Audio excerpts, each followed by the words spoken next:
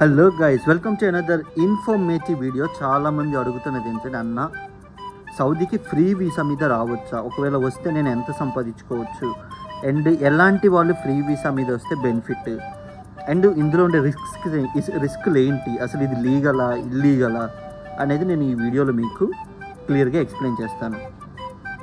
ప్రాపర్గా as per Saudi లా చూసుకుంటే free visa అనేది ఇల్లీగల్.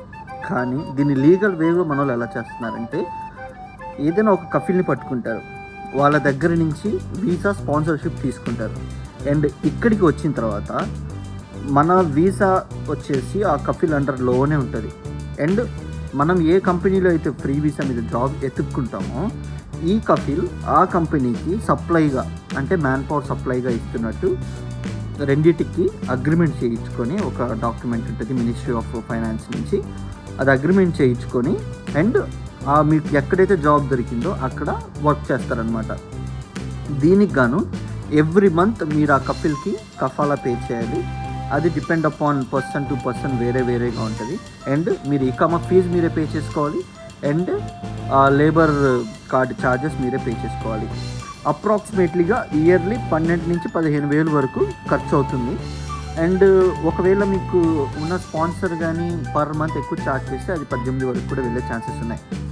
ఆన్ యావరేజ్గా 15,000 రియాల్, 15,000 రియాల్ అంటే దగ్గరగా 3 లక్షల నుంచి 3.5 లక్షల వరకు ఖర్చు వస్తుంది అనమాట. ఏంటి 1 ఇయర్ స్పాన్సర్షిప్ వీసాకి. ఓకే, మరి 3.5 లక్షలు ఖర్చు పెట్టి నేను ఫ్రీ వీసా తీసుకొని ఇక్కడికి రావచ్చా, ఇక్కడికి వస్తే ఎలా ఉంటుంది అన్న దానికి నేను ఇప్పుడు ఆన్సర్ చెప్తాను. 2 కేటగిరీలు ఉంటారు. ఒకటి, నాకు ఏ పనైనా పర్లేదన్నా, ఏది వస్తే అది చేస్తాను, నేను రిస్క్ తీసుకుంటాను, ఏది వస్తే అది చేస్తాను అనేవాళ్ళు ఒకటి. ఇంకొకటి, ఆల్రెడీ ఎక్స్పీరియన్స్ ఉండి టెక్నికల్ స్కిల్స్ మంచిగా ఉండి వాడికి in hand contacts and experience మంచిగా ఉన్నవాళ్ళు, అలాంటి వాళ్ళు. ఈ ఇద్దరు వస్తే ఎలాగైనా బతకొచ్చు. అలా కాకుండా ఇంకొక కేటగిరీ ఉంటుంది. వాళ్ళు ఏంటంటే, ఇండియాలో జాబ్ దొరక్క ఇక్కడ ఏదో ఒక మంచి జాబ్ దొరికిద్దేమో అని చెప్పి ఫ్రీ వీసా వేసుకొని ఇక్కడికి వస్తారు. ఆల్రెడీ వాడి దగ్గరికి అక్కడ ఖర్చుల్లో ఉన్నాడు, జాబ్ లేదు, 3 లక్షలు ఖర్చు పెట్టి 3.5 లక్షలు ఖర్చు పెట్టి ఇక్కడికి వస్తాడు. 3.5 లక్షలు ఖర్చు పెట్టి ఇక్కడికి వచ్చిన తర్వాత నా చదువుకు తగ్గ జాబే చేసుకోవాలి. ఫర్ ఎగ్జాంపుల్ మెకానికల్ ఇంజనీర్ అనుకుందాం, వచ్చాడు ఇక్కడ, వాడికి మెకానికల్ ఇంజనీర్ రిలేటెడ్ జాబ్స్ దొరకట్లేదు. Civil related, accounts related, admin related, coordination related, ఏ జాబ్ వచ్చినా చేయడానికి రెడీగా ఉన్న వాళ్ళకి మాత్రమే సూట్ అవుతుంది. ఏంటి, ఎక్స్పీరియన్స్ లేకుండా ఇనిషియల్ స్టేజ్లో వచ్చేవాళ్ళు. రిగ్గర్ అని, ఇంకా రిగ్గర్ ఈ జాబ్లు ఎలా ఉంటాయి అంటే, ఇనిషియల్ స్టేజెస్లో లేబర్ వర్క్ ఉన్నట్టే ఉంటుంది. రిగ్గర్ లెవెల్ 3, రిగ్గర్ లెవెల్ 2కి కొంచెం చేంజ్ అయ్యేది, 1 ఇంకా అది వైట్ కాలర్ జాబ్ లెక్కలో వెళ్ళిపోతుంది. అంటే నేను ఎగ్జాంపుల్గా చెప్తున్నాను. అలా ఏ పనైనా చేయడానికి రెడీగా ఉన్నవాళ్ళు మాత్రమే అది తీసుకోండి. అండ్ మిడిల్లో, అన్న నాకు ఆల్రెడీ ఫైనాన్షియల్ స్ట్రగుల్ ఉన్నాయి, నేను అప్పు చేసి 3 లక్షలు పెట్టి నేను అక్కడికి వచ్చి అప్పు అంతా తీర్చేస్తాను, నేను ఇంకా సంపాదించుకుంటాను, డబ్బులు మిగులుస్తానంటే నేను చెప్తున్నాను, తమ్ముడు మీరు రావద్దు. ఎందుకు రీజన్ అంటే, మీరు ఫ్రీ వీసా మీద ఉన్నారు. మీరు ఫ్రీ వీసా మీద వచ్చిన తర్వాత ఒక 1 మంత్ 2 మంత్స్ మీరు ఇకామా వచ్చి మీరు జాబ్ సెలెక్ట్ చేసుకొని మీరు అకామిడేషన్ని సెట్ చేసుకొని సెటిల్ అవ్వడానికి మినిమం 1 మంత్ టైం పట్టింది. జాబ్ ఎత్తుకోవడానికి ఇంకొక నెల, 2 నెలలు మీరు ఖాళీగా ఉండాలి. ఈ 2 నెలలు ఇక్కడ రెంట్ ఏంది, తిండి ఏంది, అవెంత ఖర్చు వస్తుంది. ఓకే, జాబ్ వచ్చింది. కొంతమందికి డైరెక్ట్ ప్రాజెక్ట్లో వచ్చేసింది. ప్రాజెక్ట్స్ అనేది లాంగ్ అవుతాయి, 1 ఇయర్ 2 ఇయర్ 3 ఇయర్స్ 5 ఇయర్స్. అలాంటి దగ్గర నీకు జాబ్ వస్తే నీకు దిగులు లేదు, హ్యాపీగా నువ్వు 1 ఇయర్ 2 ఇయర్స్ నీకు ఉండాల్సిన రోజు నువ్వు కంటిన్యూ చేసుకుంటావు. కానీ ఇప్పుడు నీకు షట్ డౌన్ జాబ్స్ అని వస్తాయి. ఏంటి, షార్ట్ టర్మ్, అంటే 3 మంత్స్ 2 మంత్స్ 5 మంత్స్ 4 మంత్స్ అలా ఉంటాయి. అలాంటి జాబ్స్ వచ్చాయి. ఓకే, నీకు రాగానే నీకు ప్లేస్మెంట్లో 3 మంత్స్ షట్ డౌన్కి జాబ్ పడిపోయింది. షట్ డౌన్లో నీకు ఓవర్ టైం అన్నీ మంచిగా డబ్బులు బాగా వస్తాయి ఫ్రీ వీసా మీద. ఎందుకంటే నీకు జస్ట్ వాడు వర్క్ ఉంటే తీసుకెళ్తాడు, నీకు అకామిడేషన్ ఇస్తాడు, అక్కడ 3 నెలలు ఉంచుకుంటాడు, పని చేయించుకుంటాడు, మంచి పే ఇచ్చేస్తాడు. ఓవర్ టైం కూడా మంచిగా వస్తుంది నీకు షట్ డౌన్స్ టైంలో. అండ్ ఆ పే పట్టుకుంటావు. ఆ తర్వాత మళ్ళీ నెక్స్ట్ జాబ్ వచ్చే వరకు నువ్వు వెయిట్ చేయాలి. అది నెల పట్టొచ్చు, 2 నెలలు పట్టొచ్చు. ఒక నీ అదృష్టం బాగుంటే నెలలో వచ్చేసింది. ఆ నెలలో వచ్చినా కూడా ఈ నెల ఖాళీగా ఉండాలి కదా. ఈ నెల ఖాళీగా ఉంటే ఈ నెల జీతం, ఈ నెల నీ ఖర్చులు, తిండి ఖర్చులు, నీ రూమ్ రెంట్, ఇవన్నీ నీ అదృష్టం బాగలేక 2 నెలలు 3 నెలలు ఉండాల్సి వస్తే అప్పుడు ఫ్రీ వీసా అనేది ఏంటంటే మంచి కాంటాక్ట్స్ అయినా ఉండాలి, లేదా మంచి స్కిల్ సెట్ అయినా ఉండాలి. ఈ రెండు ఉన్న వాళ్ళకి మాత్రం సెట్ అవుతుంది. ఇది కాకుండా ఎవరు వచ్చినా ఇనిషియల్ స్టేజ్లో ఇబ్బంది పడాలి. మీకు కాంటాక్ట్స్ మంచిగా ఉంటే సర్వైవ్ అవ్వచ్చు.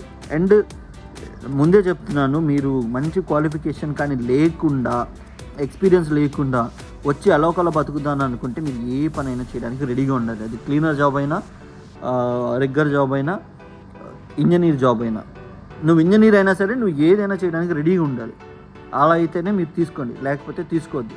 నా సజెషన్ ఏంటంటే కొంచెం లేట్ అయినా పర్లేదు, మీరు జాగ్రత్తగా రీసెర్చ్ చేసి, మీరు ఫ్రీ వీసా మీద ఇక్కడికి వస్తున్నారంటే మీకు తెలిసిన వాడు ఇక్కడ ఎవడో ఒకడు ఉండాలి.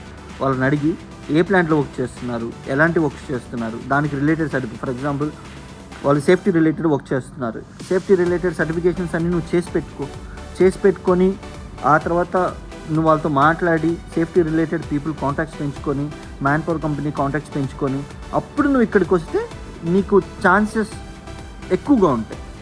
అలా కాకుండా గుడ్డెత్తి చేలో పడ్డట్టు నేను ఇక్కడికి వచ్చి సెట్ అయిపోతానంటే నిజం చెప్తున్నాను, చాలా కష్టపడతారు. చాలా అంటే చాలా కష్టపడతారు. మన మహబూబ్ నగర్ జిల్లా, కరీంనగర్ జిల్లా అండ్ శ్రీకాకుళం జిల్లా ఇక్కడ నుంచి వచ్చిన వాళ్ళు చాలామంది అయితే ఉన్నారు. నేను చూశాను వాళ్ళ స్ట్రగుల్స్. హెల్ప్ చేయాలి అన్న చేయలేని పరిస్థితి. ఎందుకంటే ఇప్పుడు మనకి ఒక లైన్ ఆఫ్ కాంటాక్ట్స్ ఉంటాయి. ఫర్ ఎగ్జాంపుల్ మీరు mechanical engineer, me type of contacts మొత్తం మెకానికల్ ఇంజనీర్ ఉంటాయి. కానీ వచ్చిన పర్సన్కి ఆ ప్రొఫైల్ సెట్ అవ్వదు. ఏం చేస్తారు? మీరు ఏం చేయలేరు.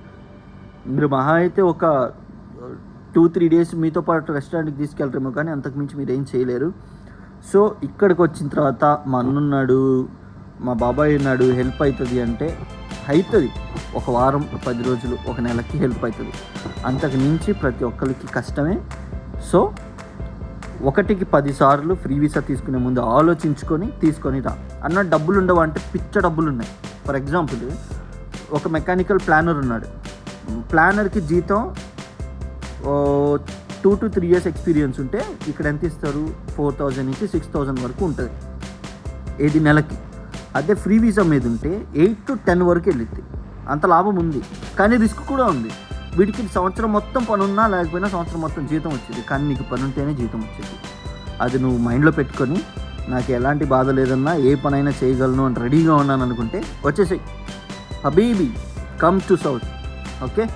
అండ్ నెక్స్ట్ ఒక వీడియో చేస్తాను మన వాళ్ళు ఏజెంట్ని నుండి మోసపోయి వచ్చిన వాళ్ళ గురించి. ఖచ్చితంగా అది మీరు షేర్ చేసి మంచి ఇన్ఫర్మేషన్ తెలుసుకోండి. Please like, subscribe for more information.